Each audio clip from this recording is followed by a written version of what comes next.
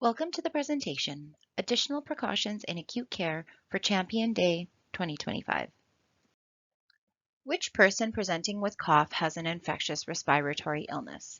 A child with a history of asthma, a young woman with a history of vaping, a middle-aged man who recently started an ACE inhibitor, a young man who is burning brush in his yard, an elderly man with a history of COPD, an elderly man with recent international travel and no medical history. You can't tell by looking at someone if the cause of their symptoms, such as cough, are due to an existing medical condition or if it may be the result of an infectious respiratory illness. A history of CHF, COPD, or other lung condition does not exclude the presence of an infectious illness. When these patients present, assess the need for additional precautions until infectious causes are ruled out. Which person is infected with an antibiotic-resistant organism? A 23-year-old female with a spider bite, a 43-year-old male with an infected pimple on his back, a 68-year-old female with a diabetic foot ulcer that won't heal, a 61-year-old male dialysis patient with fever and erythema around his central line. Again, you can't tell by looking at them. Check your clinical circumstances sheet for a flag or look in EPR. Use gloves at minimum when contacting the affected area.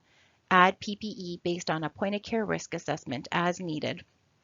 For example, if you will be irrigating the wound, consider adding a long-sleeve gown and facial protection due to the risk of splashes or sprays. Collect a specimen. Use appropriate isolation for the organism when results are known. Find these in your transmission tables. Notify IPNC of any roommates if the infection is caused by an antibiotic-resistant organism. Additional precautions are additional measures implemented when routine practices alone may not interrupt transmission of an infectious agent.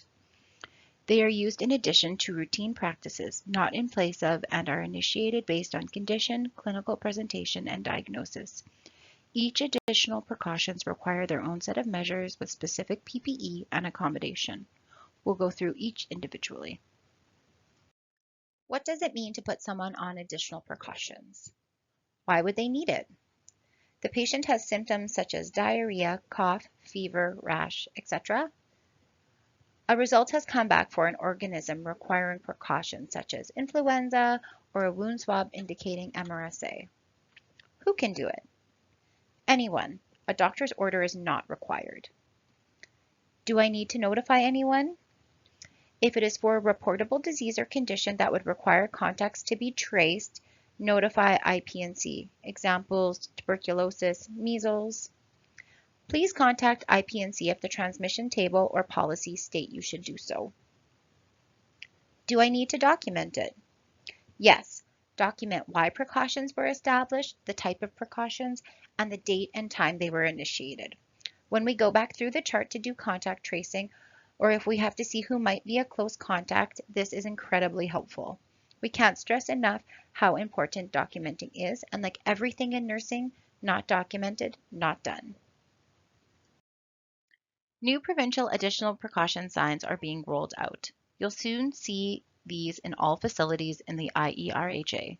These signs allow the healthcare provider to check off all precautions that pertain to their patient. Instructions for use are on the second page.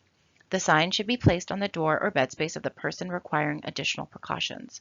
This includes persons with symptoms with or without a laboratory-confirmed infectious organism. Please check all that apply. Example, contact droplet precautions or enhanced droplet contact precautions. The third column in blue is to be selected for cases of suspected or confirmed cases of TB, measles, chickenpox, etc. See microorganism infectious disease table for your area. When airborne precautions are required for AGMPs only, airborne precautions must be maintained for the duration of the procedure as well as the room clearance time. If AGMP is ongoing, identify as continuous on the time space. Use the special instructions section for other important additional precautions information, such as contact precautions can be discontinued 24 hours after initiation of treatment. Contact precautions are required for germs that are spread by direct and indirect contact, so touching infectious body fluids and contaminated surfaces. Examples are MRSA and CDI. Patients should be placed in a single room with the door open. A dedicated washroom is required. Equipment should be dedicated to the patient whenever possible. For staff, gloves are required for all activities in the room, and long-sleeved isolation gowns should be worn to protect your skin from contamination. Patients should leave the room for medically necessary purposes only. They should be wearing clean clothes and have draining wounds covered. Hand hygiene should be performed. The patient does not wear a gown or gloves.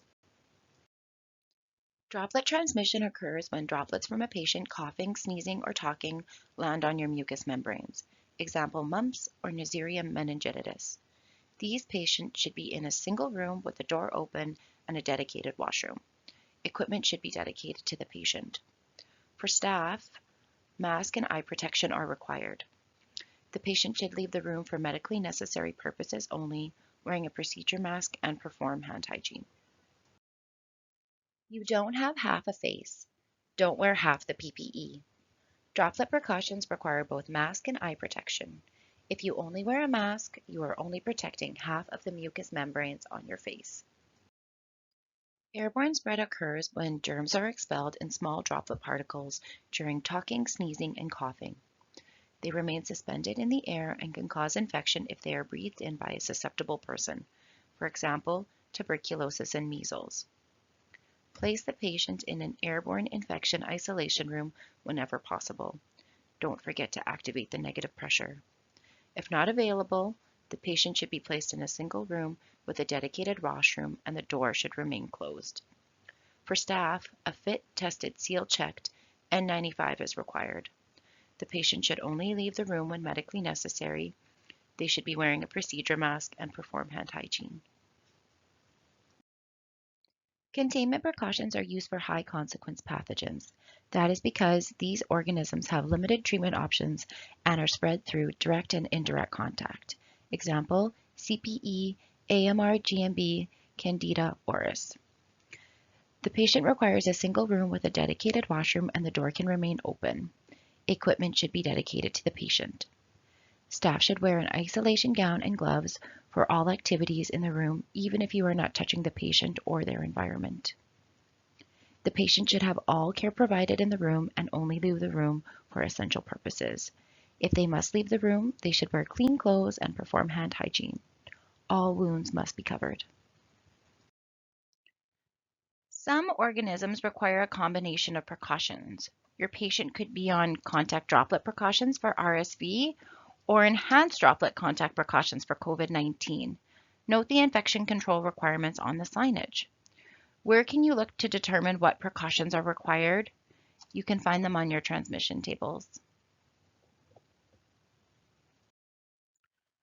Don PPE for additional precautions just before entering the room or bed space to perform your task. Use correct donning and doffing technique by following steps on the shared health posters. Many people think that they do this correctly, but audit results show many breaches during doffing. Remove and discard PPE immediately after use to avoid contaminating yourself or the care space. Gloves often need to be doffed and hand hygiene performed while in additional precautions rooms, depending on the nature of the care you are providing. If you have touched something contaminated, for example, changed a brief, you must immediately doff gloves, perform hand hygiene, and don clean gloves before touching anything else within the room to prevent heavy soiling to the environment. If your patient is on additional precautions and gloves are required, gloves must be changed once they become contaminated with blood or body fluids, such as changing a brief or emptying a Foley catheter. Gloves should also be changed if there is a risk of blood or body fluid exposure, for example, after providing oral care. Remember, your gloves don't have to be visibly contaminated for the risk of contamination and a need to perform hand hygiene and change your gloves. Wearing the same gloves after performing a task where there is a blood or body fluid exposure risk contaminates the environment for the patient and visitors who may not be wearing PPE as it's not always required. You also must perform hand hygiene and change your gloves immediately before a clean procedure, such as giving eye drops, feeding a patient, or accessing an IV. The healthcare worker is emptying a drainage system that is attached to the patient, which requires clean hands to access. After emptying the Foley catheter, the healthcare worker should clean their hands before performing any other tasks. By continuing to perform other tasks around the room without cleaning our hands, we risk contaminating the environment. Even in additional precautions, rooms, and bed spaces, we must clean our hands and change our gloves as per the 4 moments of hand hygiene.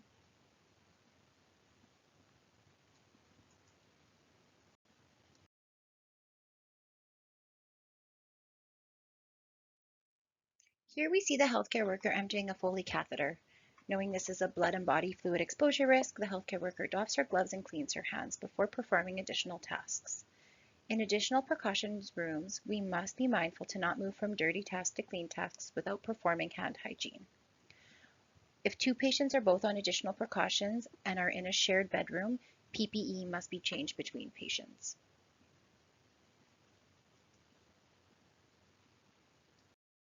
This is a decision-making process algorithm for PPE used by healthcare workers. The healthcare worker visits a patient on additional precautions and completes a risk assessment taking into account the reason for precautions, the patient's symptoms, the tasks that they need to do, and the amount of contact with the patient or their environment. Things that had a direct impact on PPE use were the healthcare worker's education. Maybe if the healthcare worker wasn't sure how to access or what PPE was required, how to wear it correctly, or where to find those answers, they may opt out and not wear it at all. If healthcare workers were short-staffed, corners may be cut to save time. Things that had an indirect impact on PPE use was if leadership was visible on the unit and enforced PPE compliance. Are they leading by example? Higher compliance was found on units that had a positive ward culture, units with staff that believe PPE use can prevent the transmission of infection to themselves and their patients, that wear it correctly and remind peers to follow as well. Unit leadership that use PPE audit results to provide reminders and encourage compliance naturally were more successful. Including the patient as a partner in their care also resulted in higher PPE compliance. All of these factors influence the healthcare worker's perception of risk and ultimately their decision to use PPE. Use PPE as indicated by the point-of-care risk assessment in addition to PPE required for the type of additional precautions. Examples: contact, droplet, airborne, etc. In a study from Vancouver, BC, which reached out to nurses for ways to improve PPE compliance, the following statements from nurses were given to highlight what factors impacted whether or not they decided to use PPE. One factor was ward culture, or the idea of how things are done around here.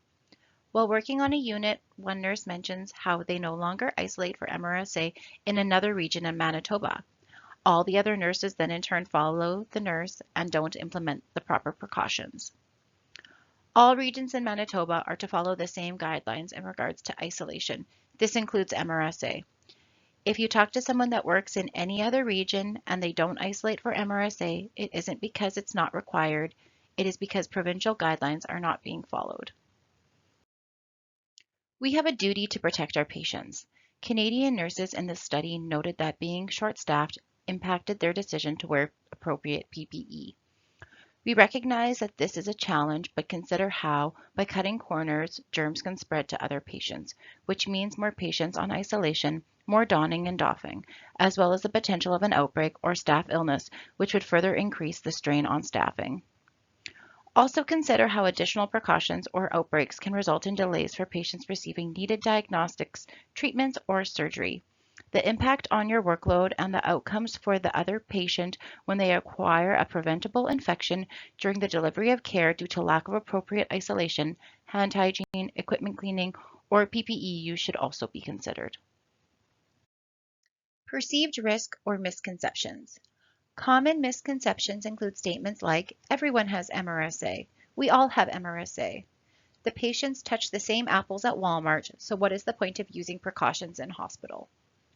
The risk is not only to you, it is to the other patients you care for who are ill, immunocompromised, and would have negative impacts if they were to acquire an infection. There is no evidence that healthy, immunocompetent healthcare workers are at a high risk to be colonized with MRSA. It is the other patients that you care for that are at risk when you don't comply with PPE requirements.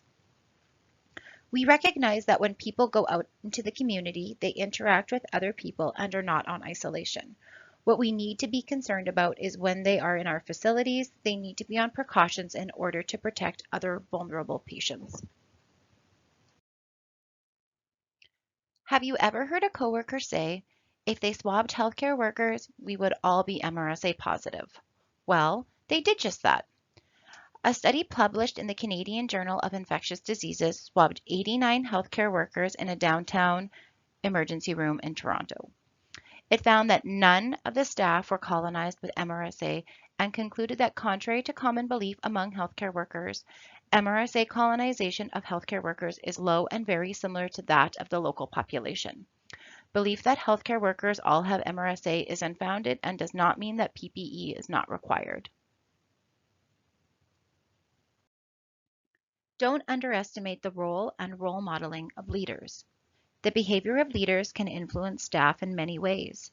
They create the culture of a unit, and Healthcare Excellence Canada notes that proper hand hygiene, when demonstrated by leaders, has been shown to positively influence the compliance of others by up to 70%.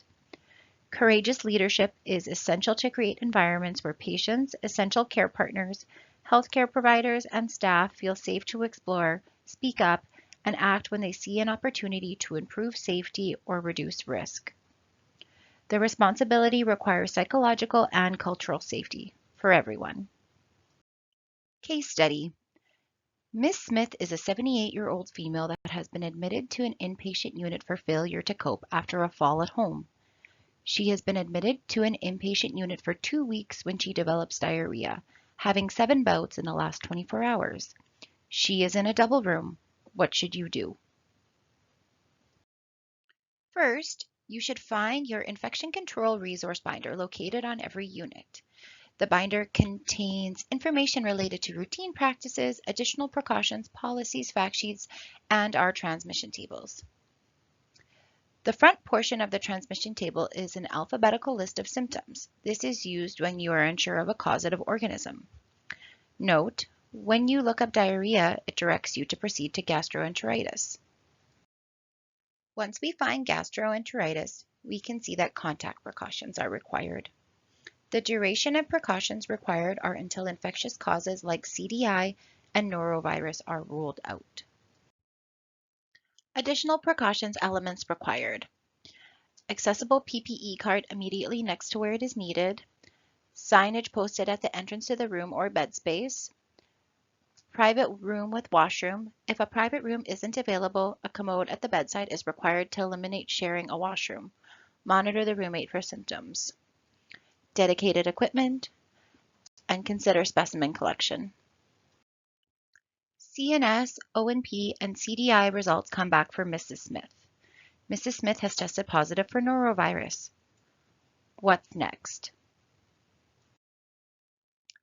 Now that you know the causative organism is norovirus, go to Precautions by Specific Etiology section for specific details on norovirus to ensure correct precautions are in place, review the duration of precautions, and any special instructions.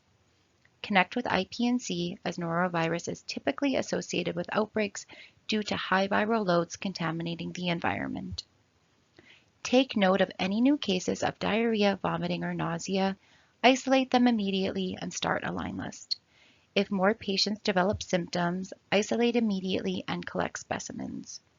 Notify IPNC or the MOH on call if it's after hours to determine if an outbreak needs to be declared.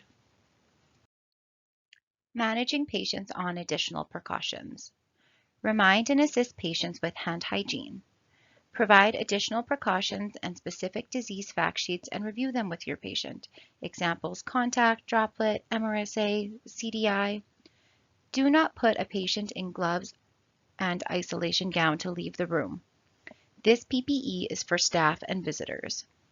Patients should have draining wounds covered, be wearing clean clothes or a clean housecoat, and perform or be assisted with hand hygiene before leaving the room. The only PPE typically worn by patients is masks when having respiratory symptoms or if immunocompromised. Those on additional precautions should leave the room for medically necessary purposes only. All single-use items that were taken into an additional precautions room must be dedicated or discarded. Never take supplies that were inside the patient room and put them back in the clean supply room. The patient room is full of patient flora. The clean supply room is a clean zone. Taking supplies contaminated with patient flora back to the clean room contaminates all the other supplies. Managing visitors in additional precautions rooms. Visitors may be unaware the patient they are visiting requires additional precautions. The signage on the door directs visitors of patients on additional precautions to report to the nurse's desk before entering. Visitors will need to be shown how to properly don and doff PPE. Provide the visitor the fact sheet related to the specific additional precaution. If any staff see visitors in the hallways wearing PPE, remind them that PPE must be doffed before exiting the patient's bed space. If staff see visitors in an additional precautions room without the required PPE, remind them and show them what PPE is required. PPE worn inside an additional precautions bed space must be doffed before exiting to prevent contamination of the external environment. Even when removing equipment or accompanying a patient on a transfer, contaminated PPE must be doffed in the bed space, and clean PPE should be applied following hand hygiene. When leaving an additional precautions room or bed space with equipment that cannot be dedicated to the patient or must be removed to be cleaned and sanitized, we must be mindful to not contaminate the environment beyond the bed space with our PPE or the equipment we are removing. If the equipment is standalone, such as a Dynamap or wheelchair, we can simply doff our PPE, clean our hands, apply new gloves, and clean the equipment before removing it.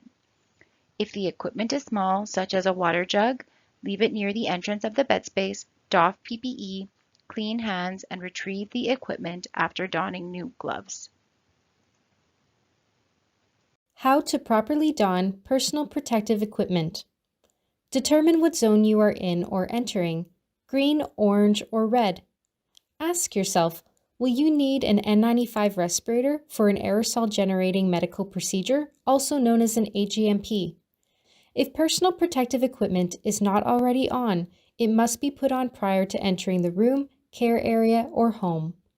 All PPE use must be provided by the region or site and used as clinically indicated.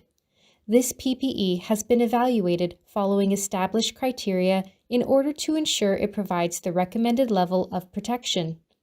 If there is an anteroom, put PPE on in the anteroom. Enter the anteroom, perform hand hygiene, and then put on your PPE. Anterooms are used as clean areas. Hand hygiene should be done with either an alcohol-based hand rub or soap and water prior to putting on any PPE. Put on a gown if your point of care risk assessment indicates that you need a gown, if the patient, resident, or client is on additional precautions that require a gown, and as outlined by the zone your patient, resident, or client is in. Put the gown on with the opening to the back. Tie the gown at both neck and waist, tying the neck first.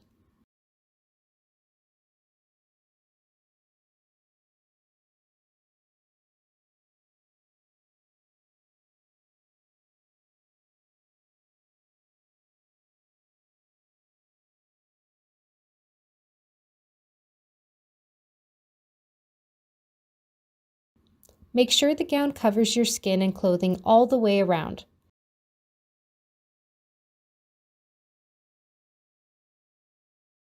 If needed for full coverage, 2 gowns should be worn.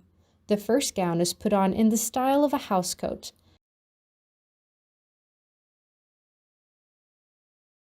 The second is put on normally.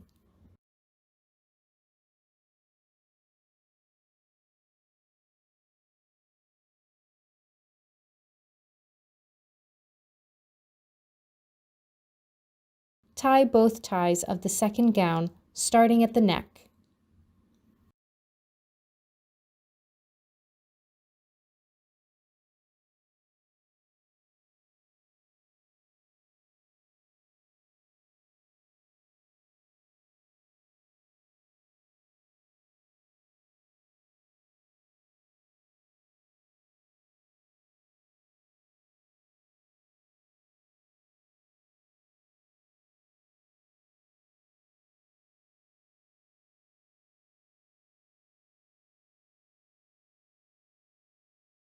Don a medical face mask by securing it with the loops behind your ears, or top strap at the crown of your head and then bottom strap at the base of your neck. Touching only the edges, adjust the mask to cover both your nose and chin. With minimal touching, mold the bridge to fit your nose. If using an N95 respirator, inspect the respirator, ensuring it's not damaged, crushed, wet, or soiled. Unfold the respirator by pulling the top part that contains the nose piece up and the bottom part down so the respirator is open all the way. Pull one strap or both straps over your head. Eyeglasses must be removed prior to putting on and removing the respirator.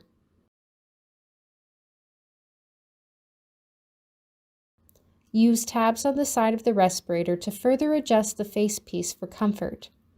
Make certain the respirator is completely opened and the edges lay flat against your face. Bend the nose piece to fit snugly against your nose and face. Perform a seal check. If eye protection is not already on, put it on. Eyeglasses are not considered eye protection. Assemble the eye protection, then apply carefully.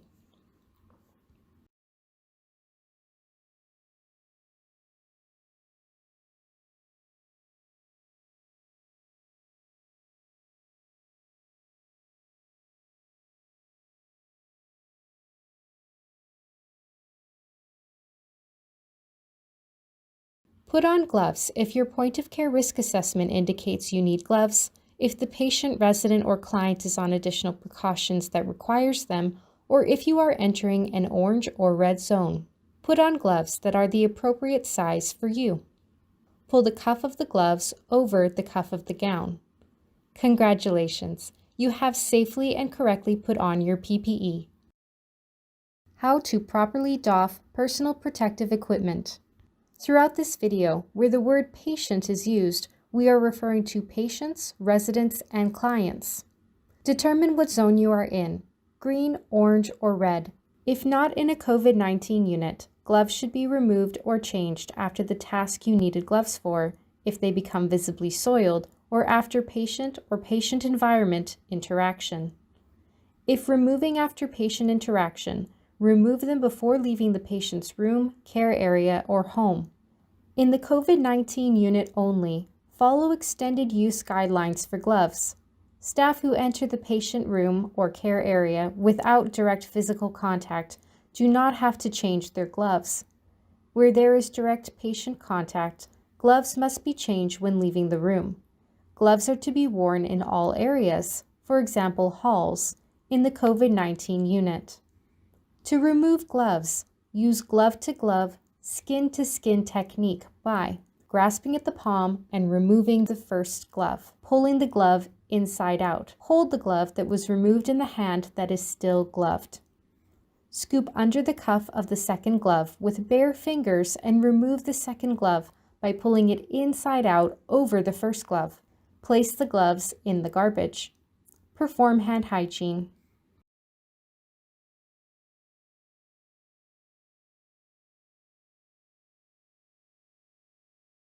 After you have removed your gloves and performed hand hygiene, remove your gown before leaving the patient's room, care area, or home.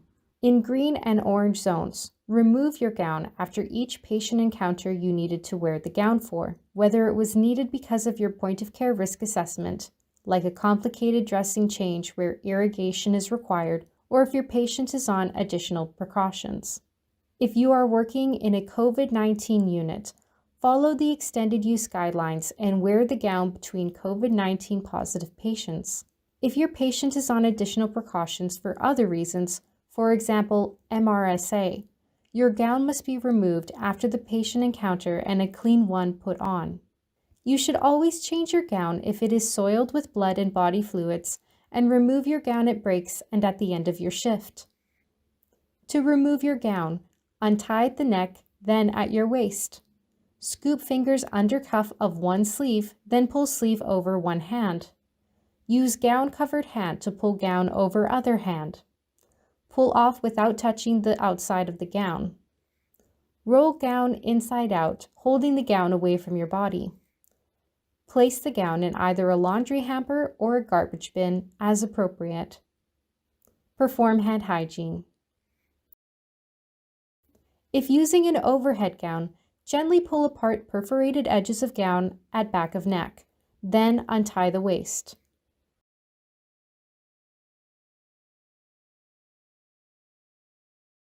Once you are out of the patient's room, care area, or home, you can remove your eye protection and mask/respirator if not extended use.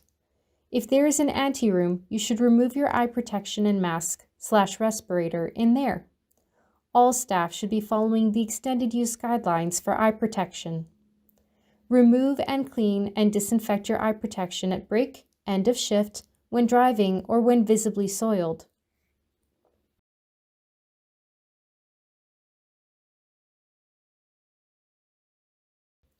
Remove eye protection using the arms or straps.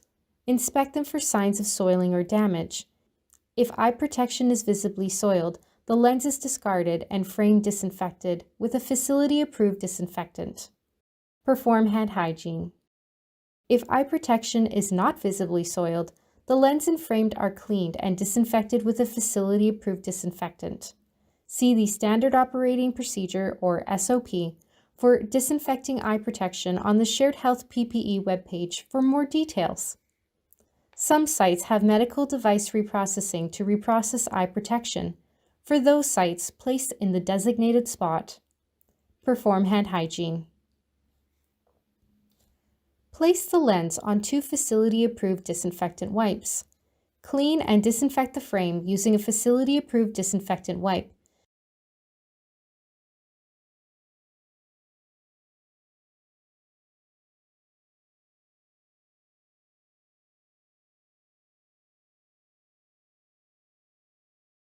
Then hold the frame in the air, allowing the necessary contact time for disinfection. Place on a paper towel or clean surface. Allow to air dry before reusing. Perform hand hygiene.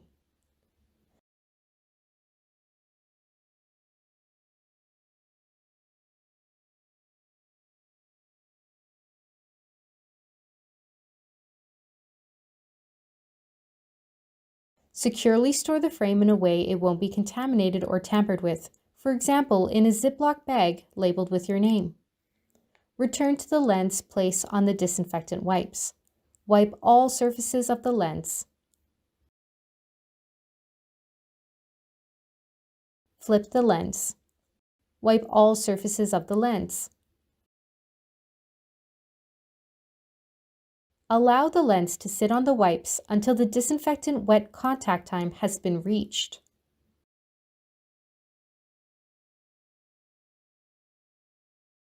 Ensure the lens is dry and securely store the eye protection in a way that it won't be contaminated or tampered with.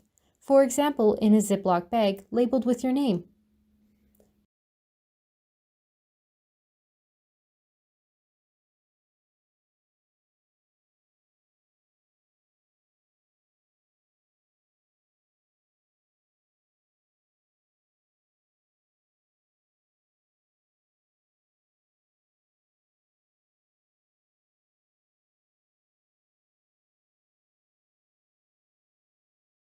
All staff should be following the extended use guidelines for use of masks and respirators.